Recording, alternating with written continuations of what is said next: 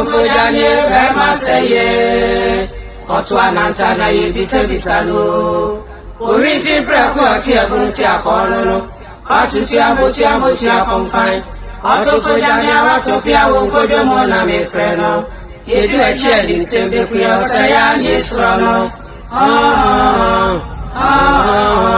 Sawa Mokwadi Kono Prako Wakwaria Me Freno Nana sewa wedi ba waseno no aya kesia kwa kaya mu kwa yiri sugyo nana wohimo nana sai wohimo nana ne yimi amuru gwa amuru no nana ne sheda asieno no nana breshi ayi babu nyanko so mo ba sase aragun adishmama mimo bibia trase e ba Hamburg wa himfie otumfo se tutu abebi okotokohene wona ati sikadwaso na na sisi okrawire ni obrawire mu maso asantema dupon esiremu se gyata ose tutu nyamekase ose tutu a ufri onyina sayase wona waya homa sanko a wusa kwantimpo mu ye de akoma bo mu anu age amene ye huri trawo anu ayi ahwe ye kotofo wase anu aboye mfe ye kwati nso ane ayira wona waya honhoma uhwimbiamo ma ne hwiduamo so meduamo bukoto enkwanse nana wadehia wo Hamburg ahimfie yakia wo buru nana no ahimfo mo wo ma ganem efri atifi ekosi anafo efri epoye ekopum atoye nana no yakia obibia ediba yedwumadie so adehimama nansen bebeka abakosemo a efa the restoration of Asante Confederation ebra anoche frimpon ebeka emoguo bi gu hu a wantimi ankyekire mu nanka opese wo sey saa abokosem no na mikire mu akire ahemfo enim kura na omunyina kabo mu tete no na akire kwasi broni betete wo mu ema ekopim ebra ye de na prempe free social island ba ye sad ni besi akonwa so na ye ne se oyekumase hene eninti nanko wonya asante hene nanso asantefo de no munim se woye asante hene ni nyina ne se na kwasi broni watete asante manka bomu a efritete nananom kikire ye no enunti ebra na najma prempo otosu mienu ebesi akonwa so no wote akonwa no so afiapem ahankro aduasa ba kum 1931 na nimfie num so no eno ne akwasi broni twen ya se dabi ewasa asanteman mo baaye no ne ewoye mai dada ena wo betiti yemu eninti yespesi esa akabom ne bre ba saa no kwasi broni etoma asanteman ahemfo ne se mo a mo pese mo ka mo ho bomu no munyi mo ho adi na ahemfo kohia ye no mo ye aduenu nan no mo ye aduenu nson mesrɛ mo ara 27 nenumu ena me kire se emu maako edunson agitumu 17 gitumu so ombesan akosom no munyira aka bomsa asanteman ena emu nwotwe eka se wo mo de wo mo nko ena mu mienu enso etetena nkyɛ se wo mo de wo mo nko benkum ananifa ne de beto bia wo mo pe be kire se enkura wo mo ka se wo mo beka wo mo ho abom ese tetede no enkura didini kumase mampon dwaben bekwai asuminya kokofu ensuta adanse ofeso agona bana obogu denyase ahafo manson kwanta bompata wanchi enamo bikiremu akire se enkura no wonu anu omo bunumam no eye banda ena wanchi enimo mikire mu kire se san ho nyina eya santimamu dada nanumu na mebe kire se amanto so mo kan se wo mo de wo mo mfo mo ho ma asantiman enkabo mu ko na ye restoration yesa kabo mu no eye kumawu adweso wampam eno ne friend doman hinkuru tachiman atebubu jaman abiase ena birikum ena enkuro mienu nso eka so omo de omo nko benku ananifa wonom ne nkransa ena achim banka omo de omo kan se omo adie beto bia no omo pe na emom so omo yi omo hu anim se omo de omo ho ko benkuma na nifa de omo anye sei na mekire mu ena nana brobe asotia eya asanteman hina owo Massachusetts wa America memu wodi abetu manim se nana ne ba ne sade a edi entina asanteman kikiriye mu no eye kurokumawu ene edweso no omo ka ho na asanteman ebekosa age omo fa ahudi afiri denkira ho nso no edweso hina ne friend nana di kopim odne ho bo afore ese yenkunu ne ntwitwa ne nam na yentom petinesa aboa pete ebefebi ebefira tono na denkirafo di nkugu ampanso edwesehini na di kopim opene so ma yekum ni se de yekum odwa no ena omutwitwa ne nam de yesa amane no na de koba ya ne se ebra ewiemu empete besesa ne nam no omude omani kire denkira na omukọ no omu nyina akogya gu baabi a ne yewo ahensan enken ho enene abakosem esa eba no ho so mai obi ahu se etwamu kura asa aba no saa bia omu no enene ukokumase a omu akosi baabi a ye frɛ ne se mayanka ebi ka na abato a omukum nantwie etwitwa wo mo nam ni nyina no saa bia ho a eti na na di kopimi wode ne ho bo afɔre sei edi enti na ne kuromu adweso wo mo de na mo ka se wo mo ensamfo mo ho ma asantema biem ana osa bisa nse kuma wo hine so barima twebo akodua wono so no ayo man hine a no akekere ne man no ne asante kabo mu no ohinkase a nanka one nana osetutu ena epre ahinie no ema yede akonwa ne ma nana osetutu a ne kromu a ne efre na pem so kopano chikodua dua ho a dua no a ne efre ne kumdua no ewu ye nti ebedna kumawu ne kumase de ye efre ne kumase sei ena nana busame na enu ani anu yie ena mede bremu eniti obi anya so no ntie na mesramu ebra mede saa abokosemi ba no sa wonte bibiase a sade nana asotia ebeka ye no na wonso wafre ana wodo comment na ba ne se ebase saa comment na ade beba no yebeyi anu ni akirikiri mu a ye de bebremu na de akoba ne se ebra omo kwasi broni bachi nana prempe edniko associates island no na osane nana ya santoa ebedi akon no saa brenu mu no ansa no ne nana ya santoa beba bekono na kwasi broni ahyase enam se yaki nana prempe nti no oba kuro bia so a no aba bege hwaboso eniti odikai eba asantemam ba bia frɛ na asante achim kura ye frɛ ne se dwaso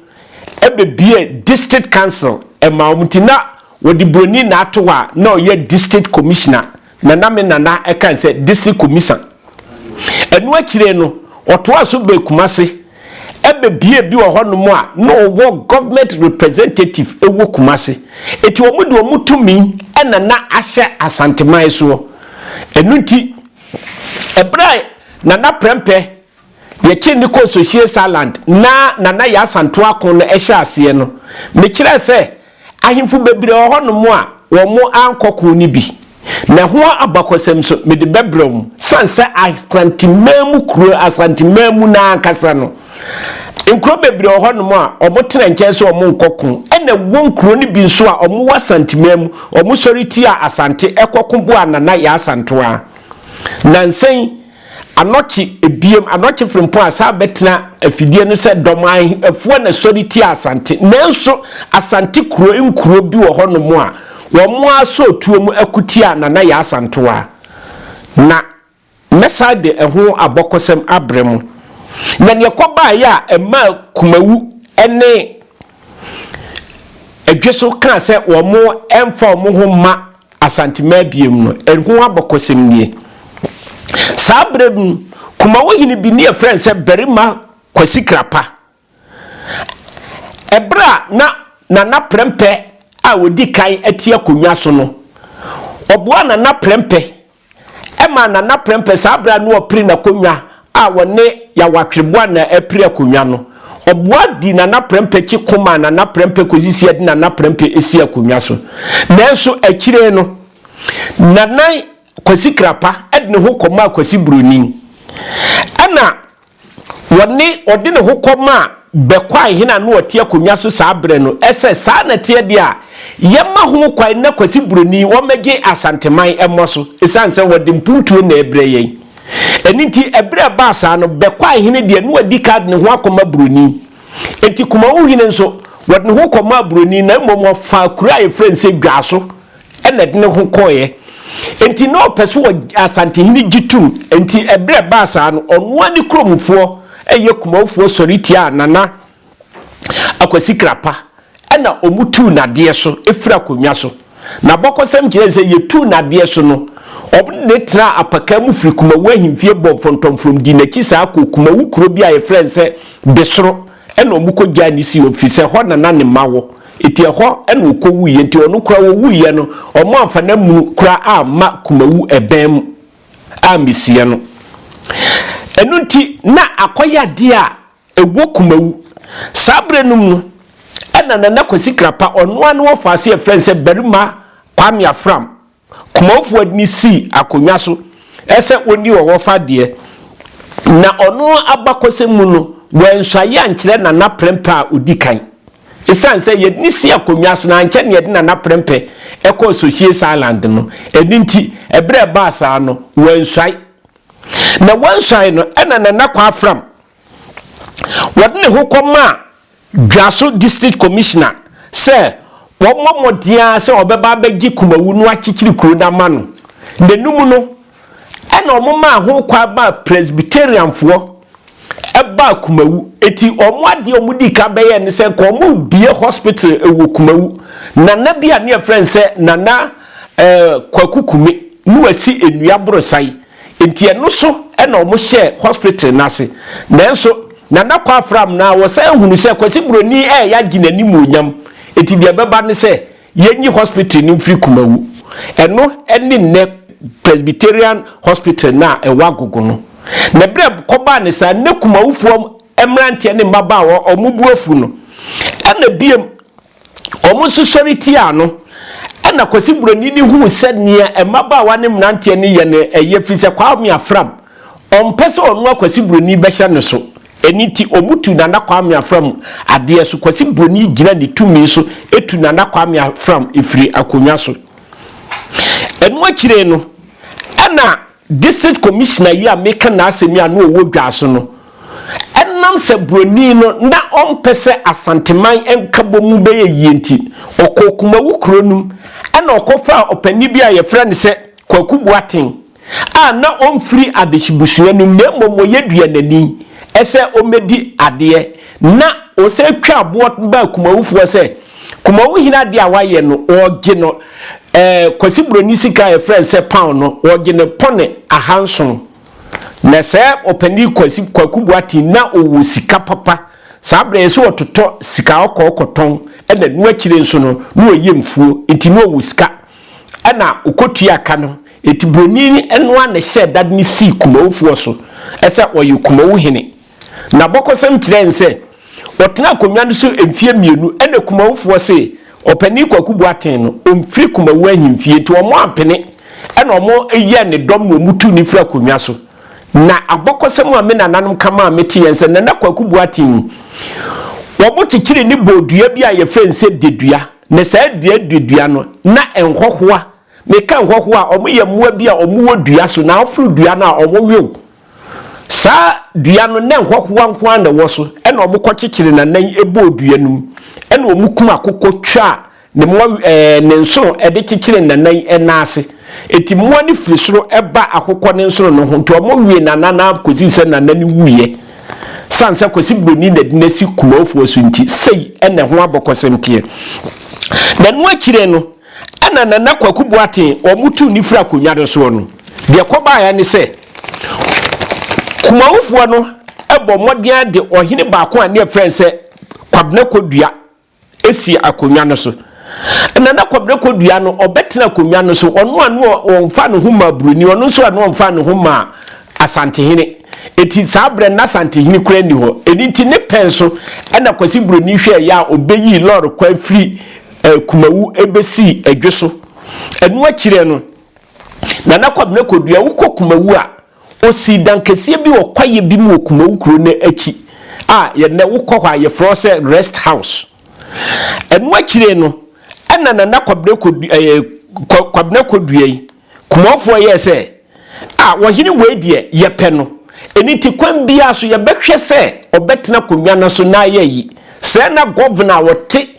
Ghana no sabre no wayi ne Gold Coast no governor no wayi ne representative na musini abekumase sa Broni no ne friend say governor ne friend say Gordon Gorgesburg ne penso enesiye eniti ebre ba sa no na omo kan say dabi Kwasi Broni ni se won pene ma Nana Kwabena Kodua ne ntra konwanzo sanse nani wa Asante ma hododo eniti Nana Kwabena Kodua yi a wotoso miensa no Kwasi Broni ahyase anwa na gina ne mra ne tumi so epamo ne free Kumawu akonwa so sabre no so na Kumawu hine Nana Kwame Afram a omo apamo na free akonwa no so no wod ne ho akoma Kwasi Broni bi a ye friend say Sir Francis Fuller eti wuko Kumawu a Nana Kwame Afram mikura owo ne babi da ne friends opani Kwame Fuller ogo de to Broni no ana Broni no ebagia ya no de Nana Kwame Afram esabesi Kumawu akonwa so eniti wote akonwa no so bia no nso ankira Asante hene eti ebre ba se ye ka Asante ma bomu no na osuro se wode ne ho koma Asante man ya Kwasi Broni besa betu ne fra akonwa no so eniti enye Kumawufo ne kan se omonko emfo nkoma Asante man ebiem nemmom ohini ni gina ni tumi so ena omuko hia Kumase sabre na nye manhia nemmom omuhia mu ewo Kumase asafo ehina himfie ena okogina ho kan se Kumawufo de yemfa ye ho emma Asante man enkabomu ni ebiem sei ena Kumawu de no eti afei yenko adweso de no so adweso nso ebra Nana ya Asantoa Kwasi Broni ekire no de ko Socius Island no sabre no nadweso hina ye friend se Nana Afranen na ya kire fiso no kra de ya kire no one Nana Prempe di kai ansa Nana ya Asantoa kon ba enti sabra Nana ya Asantoa na okono na ohene enidweso eti ogina mu se adweso hene ekoge Asanteman esi ho na ya kire Nana ya Asantoa eko Socius no ana afei sabre no mu no Kwasi Broni eye se dabi manhwe yi a adwusufuo yi ombetimi asa yade bia hayen eniti se na akoa bi a wo adwuso ye frɛ ne ya wua wonu mom ana na otakire ana na ensem bi abakoso bia wia no ho a no akoka kire Kwasi Broni wonu na one akoa bi a frɛ se ona opapa bi a frɛ se kwa mitua ana na edi sa adwuma no eniti adweso de ne de ebra beto dwa se ya kire Nana ya Asantoa akona na Kwasi Broni efa ya wawuan ena odisi akonwa so se adweso hene abrawom free adweso abusua omudi akonwa ne bia mu ti Kwasi Broni di ni tumi na di ya wawua esi akonwa ne so na bokosam kire nse ya wawua atena akonwa ne so no sa afina mu no emfie mienu pepepe ena adwesofo sori ti anse da bi ye no yentina ho emma Kwasi Broni emfa obi mehye yenso eniti adwesofo kire ya wawua nse nkomu kuno obubo gefunuma sake ni tu ena agya ya wawua ese me ya wawua ma be pa ne se mudi mbetu gemu de ne se mudi nsuro na bisuru ne gya de mitom kura mayira ena omo ani amo omo ho so na omo se ya wawua se wo nsuro gya ne mom nsuro ayire no usuro ena omo kekere no eti wo tra adweso kokura bi a ye frɛ no wonwe na nsuo bi da kwamu a ye frɛ no wonwe eso sabre ne nsuo na yiri omukohuri ya wawua tum do muhuru ya se ya wawua twa nsuo no gina nsuo na gya eno nam kwa ye bretu no adwane ko ugwa aye Cape Coast di ne ho koma Broni nti ya wawua no wantimi ama adwuso biem eni nti wokɔ adweso a ana santimemu a ye kansem bia mo se adwusofo asoso ya wawua asekire no enu akire no ana Kwasi Broni enu asa hwe Moapamo ye wawu akura fra konwa nso a me akwasi broni mesa de obi asiso eti odi pani bia ne afense kwaku deche esi akonwa so ana dwosofo no ese adwosofo no ana kan se yapam ye wawu anti ye de kwaku deche esi akonwa no so omudi na kwaku deche si akonwa no so pe ena abai no broni no esa abai se mempene Gordon Gorgesburg obepamu ni free akonwa no so ana odi opani bia ye friend se kwaku doku esi akonwa no so na wono kwaku doku ni besi akonwa so edi ofato no ho se wode dikopima otoso mienu eno so obedi akonwa no eno wase me babedi akonwa se adwoso ne dia memfa me hu makwasi bruni eniti commissioner na ne friend se Francis Fuller no otu papa ya akonwa so aye 1919 eno opam wono so fira akonwa no so na kese dwuso akonwa no fi se na ya asanto akonu guye no kwasi broni na ehya dwosofo no de ope eno odnisi akonwa no so nipa krom fira de hibusua mu ano de nasi so na sa adehie na yi obi base we ne epe na ye nisi so a nipa krom ne de nani kire se me de me ya santiminti me hwe ma santima ma bo ho ban a kwa na kwasi broni asa kotu na fira akonwa so eti nana di kopmotoso mienu no omutu na de so ena nana kwabro wusu omudi ne betra akonwa so wono so otena akonwa no so from 1919 no ekosi 1927 ena ono so abai sa tu ni fra akonwa no so na kese abai no wode adwoso aye se ono ni kuro nti de ope ena woye enti 1928 no ena nana kodwobo aten wobudi si akonwa no so na odi akonwa no free 1928 ekosi 1931 ena ono de owuwo akonwa no so sanse no ofra de hibusu na mo wamfa no ho amabroni ena wamfa no ho ama sentiment wati ni ba bi din di wowu ya pe ena wo musa kofa berima kwabne ko wo mukofa na kwabro wusu nanka wote akonwa no so dada akwasi broni pam no obosa akofa ni besi akonwa so kwasi broni na dini si akonwa no so 1932 eti nana kwabro wusi so no wotena akonwa no so ape 1933 afipepepe kwasi broni hu so wode ne ho ama broni ni saa no eno mu besi Roman Catholic Primary School na ewo edweso no ema awo no mo eniti wotena akonwa no so kwasi 1937 na de koba ya ne se